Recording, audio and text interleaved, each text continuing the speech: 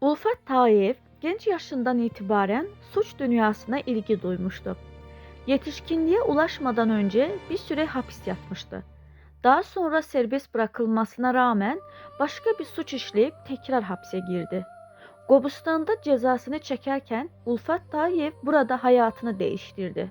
Böylece Rövşen Lankaranski ile tanıştı. Ayrıca Kriti'de Rafik Eyvazov ile birlikte Apşak'a göz kulak oldu. Hapisten çıktıktan sonra Rövşan Lankaranski'nin yanına gitti. Hacı Belaganski ile birlikte Rövşan'ın sağ kolu oldu. Ulfat Tayev'in adı birçok cinayet davasında geçmektedir. Efsanevi Aslan Usaya'nın cinayetinde de Ulfat Tayev'in imzasının olduğu belirtilmektedir. Ulfat Tayev'in Dit Hasan'ı Rövşan'ın emriyle öldürdüğü rivayet edilmektedir. Rövşan Lankaranski, Ulfat ve Hacı Baba'nın hizmetleri karşılığında 2012 yılında Dubai'de düzenlenen Şotka'da 26 kanunsuzlukla birlikte taclandırıldı.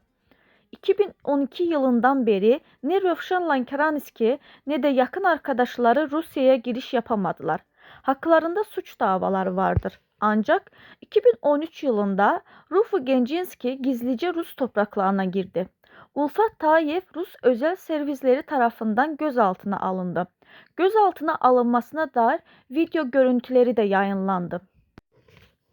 Görüntülerde Ulfat Tayev'in çok acımasızca gözaltına alındığı görülüyor. 8 yıl hapis yaptıktan sonra 6 Eylül 2021 yılında serbest bırakıldı. Rusya'da cezasının tamamını çektikten sonra serbest bırakılan Rufo Gencinski önce Ukrayna'ya ardından Dubai'ye gitti.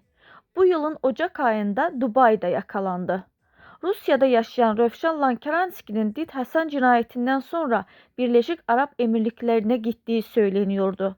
Ayrıca İstanbul'da da düzenli olarak görülüyordu.